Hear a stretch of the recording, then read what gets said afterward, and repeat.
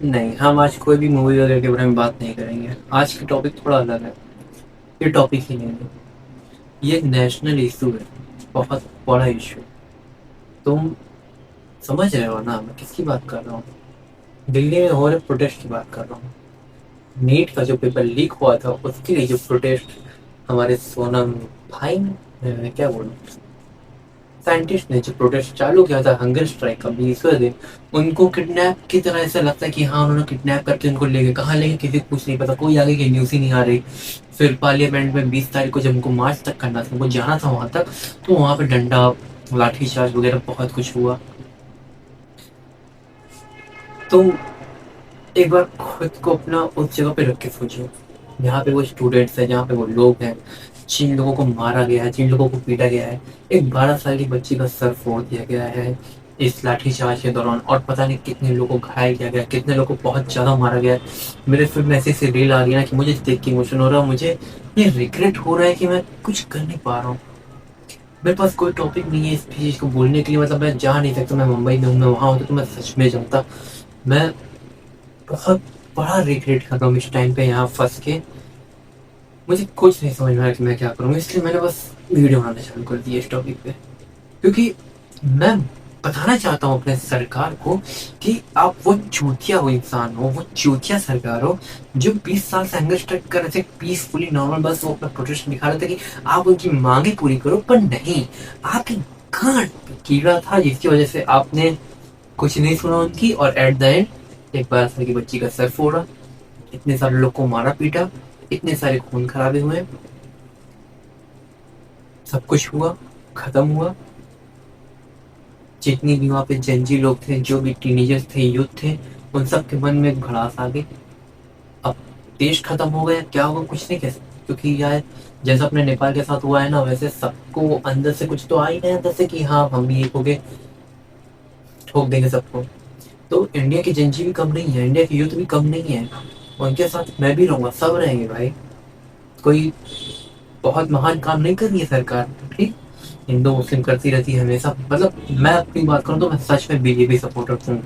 मैं पहले भी बीजेपी सपोर्ट हुआ करता था। मेरे पास बहुत सारे ऐसे चीजें से, मतलब ऐसे फैक्ट्स हैं जहाँ मैं बीजेपी को अपना पर्सपेक्टिव देके बता सकता हूँ कि हाँ बीजेपी सही गवर्नमेंट है, वो सही कर रही है। और अभी भी मैं कहूँगा बीजेपी ही सही गवर्नमेंट है। लेकिन अगर तुम देखो कि इस पर्टिकुलर चीज में ना, तो भाई बीजेपी बहुत गलत कर रही है। कम से कम किसी एक को तो आगे कुछ बोलना चाहिए ना इसमें, लेकिन वो नहीं बोल रही। तो बस आज के बाद से मैं बीजेपी को कभी सपोर्ट नहीं करूंगा। बस यहाँ से बीजेपी का एक वोटर कम हो गया, एक छोड़ो। मैंने वोटर आईडी के लिए अप्लाई किया है, वोटर आईडी कार्ड के लिए। जब वो आएगा तो मैं उस वोटर आईडी कार्ड को तोड़ के फेंक दूंगा वीडियो बना के। मैं कभी किसी भी गवर्नमेंट को सपोर्ट ही नहीं करूंगा, आपसे कभी वोट ही नहीं दूंगा। और बस मैं ही नहीं, आप लोग भी मत करो। जितने भी अभी 18+ हुए हैं, जो वोट देने के लायक होने वाले हैं, वोटर आईडी मत बनवाओ आप लोग। होने तो जो हो रहा है, इन्हों खुद समझ में आना चाहिए इन लोगों की इनकी गलती है, इन्हें मानना चाहिए। अब देखो, एक नॉर्मल सी बात थी भाई। अब हम लोग हजारों लोग हैं, हम खुश नहीं है हमारे एजुकेशन मिनिस्टर धर्मेंद्र प्रधान से। तो हमें उसका इस्तीफा चाहिए, और हम मांग रहे कि चलो तुम रिजाइन दो। इतना प्रोटेस्ट किया, सब कुछ किया भाई, इतने में तो कर देना चाहिए। एक अच्छी गवर्नमेंट होती तो कर देती कि जब भाई लोग आपसे खुश नहीं तो आप रिजाइन दो खुशी खुशी। हमें अपने यूथ को देखना है, हमें अपनी जनता को देखना है, उनकी भलाई चाहिए। लेकिन नहीं, ये वही लोग हैं जो पैसा देके एजुकेशन मिनिस्टर बन जाते हैं, ऊंची ऊंची पोस्ट हासिल कर लेते हैं, और फिर वहां से अपना राजनीति चलाते हैं। और उनके अंडर में कोई पुलिस, झाड़ू पुलिस जो उनकी चमचागिरी करती है, वो जाके लाठी चार्ज करता है। जो कि पुलिस अंदर से जानती है कि हम ये गलत कर रहे हैं, लेकिन उसके बाद भी हम ये कर रहे हैं। तो यार मैं तो नहीं कर रहा किसी को वोट। अब मैं किसी भी गवर्नमेंट को सपोर्ट नहीं कर रहा हूँ, बीच को भी नहीं कर रहा हूँ भाई। जब से ही मैं देखा हूँ ना ये सब, अब मेरा मन उठ गया इनको सपोर्ट करने से। मैं खुद इतने इमोशन था, रिग्रेट फील कर रहा हूँ कि मैं नहीं बता सकता।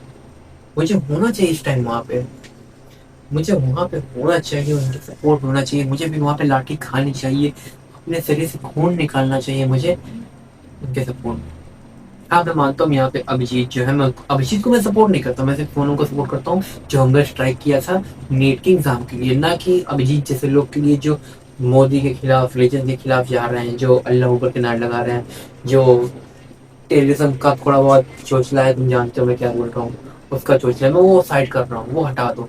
वहाँ पे हमारे ही भारत के स्टूडेंट्स भी हैं, बच्चे भी 12 12 14 14 साल के छोड़ो, उससे भी छोटी छोटी उम्र 7 8 साल के बच्चे हैं। मुझे उनकी चिंता है।